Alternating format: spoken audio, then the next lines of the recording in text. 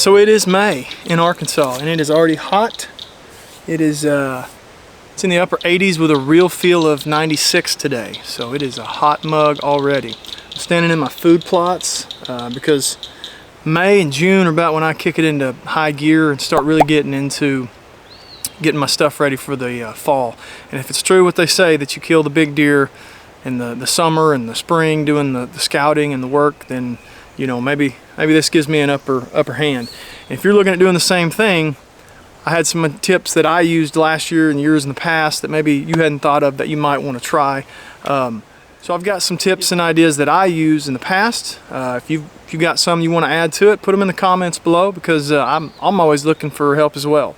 All right, so number 5 on things you need to have or want in pre-season deer prep: Permethrin. Permethrin your clothes, your pants, your boots, your shirts. I find the oldest pair of pants that I've got that I'm not wearing out because they're cut up and faded and ripped up, those are the ones I designate as my work pants, my work jeans. I find a real lightweight shirt. This shirt right here, this Yeti shirt, I've probably had it 7 or 8 years. I don't even like Yeti anymore, but this shirt is so light you can almost see through it, and so that's why I keep using it for my pre-season work. So I permethrin these clothes. Make sure you don't touch it when it's wet. I like to put it on the hood of my truck and let it dry, and then I can go out and I use it every time, so I can wash it, use it the next time. It's still treated from the time before. I still use the normal DEET and stuff like that because we do have mosquitoes, and it never hurts to have a little extra. It may hurt. We'll find out one day, I guess, when I have cancer, but it can't hurt too much right now to keep the ticks away. At least Lyme disease and alpha-gal won't be what gets me. So treat your clothes with permethrin, and then also go ahead and have some DEET to put on your clothes right when you get there while you're out in the woods as a little extra coat. Keep a cheap camera around. I like to keep a cheap Tasco camera from Walmart, about $27. Those are for the money. I think that's the best bang for your buck if you're looking to have a bunch of cameras. We like to run about 70 cameras on 100 to 200 acre section, so that's quite a bit of cameras. But a camera doesn't show you everything, but the more you have, the more information you'll get. So I like to have one in my bag all the time. Like today, I'm not hanging cameras today, I'm just working. But if I come across a trail that's beat down, or some deer sign, or an old rubber scrape that I think that, a bed, it's nice to have that out. I'm kind of baiting hogs today. That's kind of my main goal. So if I have a trail I think the hogs might be taking to get there, I'll probably throw that camera up on there, that Tasco, put it in video mode, and I'll check it in a week or two when I come back to rebait. So that information is invaluable. Make sure that you are carrying just a cheap camera that's ready to go in your bag or in your side-by-side or whatever you're out using, that you can throw out real quick and easy. Next one on the list, number 3 on the list, the pole saw. I've got a gas-powered one. I almost think a battery-powered one would be better, but I already own a gas-powered one, so I'm not going to swap it out. But if you were setting up a spot in season, in September or October, man, how great would a battery-powered one be that you could come out and just chop some limbs off to clear a shooting lane or to hang a stand, and the deer never know you're there. So if I was buying one now, I'd buy a battery-powered one. I've got a steel one. It does fine, starts up, runs great, it's plenty strong. It's just loud because it's gas-powered. It's a weed eater basically. So, but really a big help. So like today, I come through this food plot today and opened it up, got some more sunlight coming to the ground. I had a couple limbs that I knew from last year were going to be in the way, so I went ahead and lopped them off. So next year I'm ready to just roll up into my spot with my saddle, and I'm ready to hunt, and I don't have to worry about that limb being in the way, or how high or how low I need to be to avoid that limb. Pole saws are invaluable, even if you can't get a gas-powered one, because they're fairly expensive. You can get the hand saws that we all have for when we're climbing trees, and they make an extension for most of those. Put that extension on your hand saw, and it at least gives you another 4, 5, 6 feet that you can reach up. It's just going to be a lot more work on your part, but again, it's probably worth it. Number 2 on the list of things you need to have for deer season prep, or want to have, snake boots. I don't go in the woods after like February without snake boots. From February until late March, I'm wearing snake boots. And I'm wearing Lacrosse. I think they're Burley Alpha or Alpha Burley snake boots. I've had these for 4 or 5 years, maybe 6. Put a ton of miles on them. They are great. They are comfortable, they're light. The last thing you want is a big, bulky snake boot that you're gonna be wearing when it's 95 degrees outside. So make sure you go and try them on, find one that's comfortable. I highly recommend the lacrosse.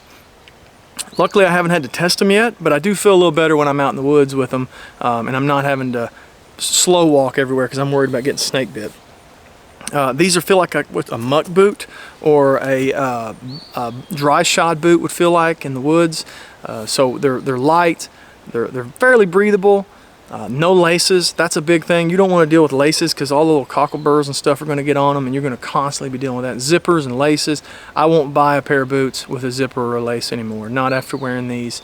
So check those out, go find some if you want to try them on. I don't get anything from Lacrosse for that, I wish I did, so hit me up, Lacrosse. But they are well worth the money. Number 1 on the list of things that I think you need or want for your early deer season prep, that time from May to August when you're prepping areas, baiting, checking cameras, running cameras, clearing trails, is an electric hedge trimmer. Something I had never thought about before, something I just got this year, but I'm already telling you it's invaluable. In the woods, especially in the Ozark Mountains, briars are everywhere, briar patches, and that's where the deer like to be. They want to be in a briar patch. So having the ability to take an electric hedge trimmer that's not gas powered, don't need an extension cord, just has a Makita battery on it, and being able to go in there and just swing side to side on that and clear out those briars is amazing. And you're not making a ton of noise just totally blowing the area up. They're lightweight.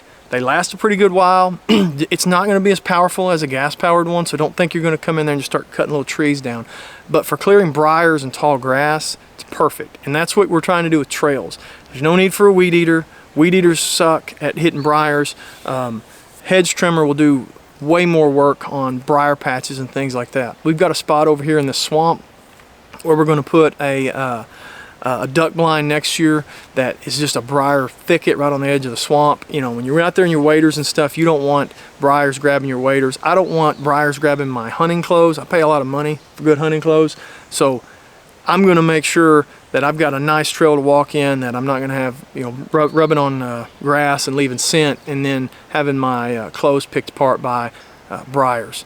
They also will work on clearing your shooting lanes for little stuff. So if you've got little limbs, you can stick that up there and chop off small limbs to clear shooting lanes as well. So the electric hedge trimmer is going to be a pretty neat feature, something that we hadn't used before, we hadn't really thought about before. I actually heard it on a podcast. The guy said he uses them, and that's where he makes lanes and trails into those buck beds, those briar patches and that thick stuff where they live. He makes those trails in the summer, and then he just hunts those trails because a deer will use that trail once you have cleared it using that hedge trimmer. He uses an electric hedge. He may have used a gas one. Get the electric one and be even less invasive, and you could use it a little closer to season if you wanted to. Bonus one, here's a little bonus. It's hot, especially in Arkansas. It's already hot and humid. It's only going to get more miserable. Get something to add to your water to give you some more electrolytes. I've started getting this Gatorade powder. It's got protein in it. It's got no sugar in it, which I like. I don't want sugar in my drinks if I can keep from it. But it'll give you some extra electrolytes, and it really helps when you're out in the woods. I've had heat stroke before, and ever since having a heat stroke, I cannot be outside as long as I used to. It's I guess from now on, I'm going to be really affected by the heat and the sun. So I'm constantly, if I'm outside, I got Gatorade, I got a water with a Gatorade powder in it that has extra electrolytes with me. So I encourage you to do the same. You never know, you don't want to have heat stroke, I can assure you. So I encourage you to have those electrolytes in your drink while you're out in the woods. So if you got any to add, those are just top 5 that I kind of came up with, that I kind of thought about, that were out of the norm, that I hadn't really thought of. There's obviously a million other things that you could add to this list. Put some below in the comments, and let's see if we can get a good running list of things that people need to be doing right now and things they need to have when they're prepping their stuff for deer season this fall. Appreciate it.